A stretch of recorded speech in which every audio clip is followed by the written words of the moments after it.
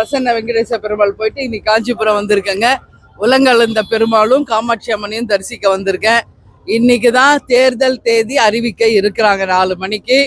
எனவே நிச்சயமாக தமிழ்நாட்டுக்கும் தமிழக மக்களுக்கும் நல்லது நிச்சயம் நடக்கும். எங்களுடைய கூட்டணி மகத்தான வெற்றி பெற்று 200 தொகுதிகளுக்கு மேல் வெற்றி பெற்று ஆட்சி அமைப்போம் என்பதை இந்த நேரத்தில் நான் சொல்றேங்க.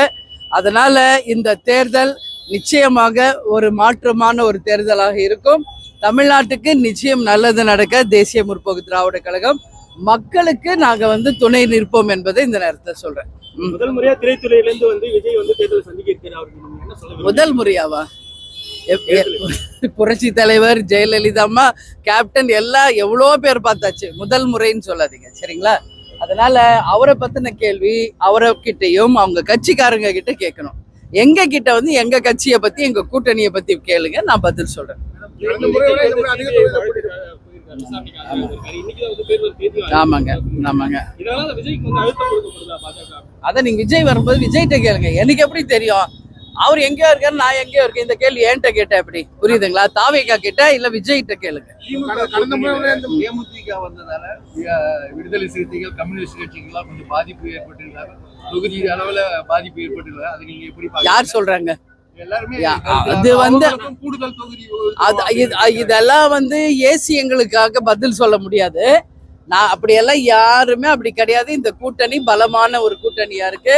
இஃப்தார் நோன்பு விருதுல கூட்டணி கட்சியை சேர்ந்து எல்லாரும் பங்கேற்றாங்க. எல்லாரும் சந்தோஷமா இருக்காங்க. அப்படியெல்லாம் ஒண்ணும் கிடையாது. இன்னும் ஓரிரு நாட்களில நிச்சயமாக யாருக்கு எவ்வளவு நம்பர் எந்த தொகுதி என்பது அறிவிக்கப்படும். அதற்கு பிறகு எங்கள் குழு சென்று வேட்பாளரையும் வெகு விரைவில் அறிவிக்கும். நிச்சயமாக எப்பயுமே தேமுதிக தனிச்சு போட்டிட்டு இருக்கோம். ஒவ்வொரு தேர்தலிலும் இதுவரைக்கும் தமிழ்நாட்டில் நடந்த அத்தனை தேர்தல்களிலும் போட்டிட்டு இருக்கோம். உறுதியாக இந்த முறையும் இந்த தேர்தலையும் தேமுதிக சார்பாக போட்டியிடுவோம்.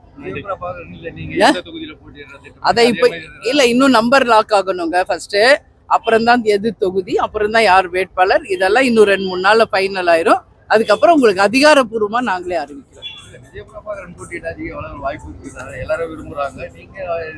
எங்க கட்சியில எல்லாருமே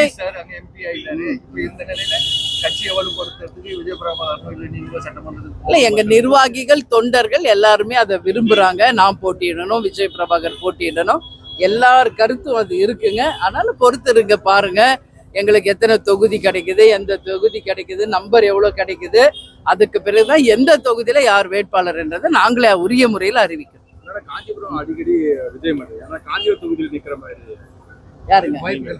நான் இங்க இது கோயில் ஸ்தலம் தானே, எல்லா தெய்வங்களும் இருக்கின்ற ஒரு புனித தலம். அதனால நான் எப்பெல்லாம் நான் டைம் கிடைக்குதோ, எங்க மாவட்ட செயலாளர் இருக்காரு, எங்க நிர்வாகிகள் இருக்காங்க, எப்பெல்லாம் நான் இங்க கோயிலுக்கு வரணும்னு நினைக்கிறேன் கோயிலுக்கு வரேன்.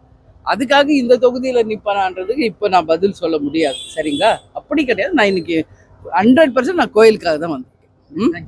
தேங்க்யூ.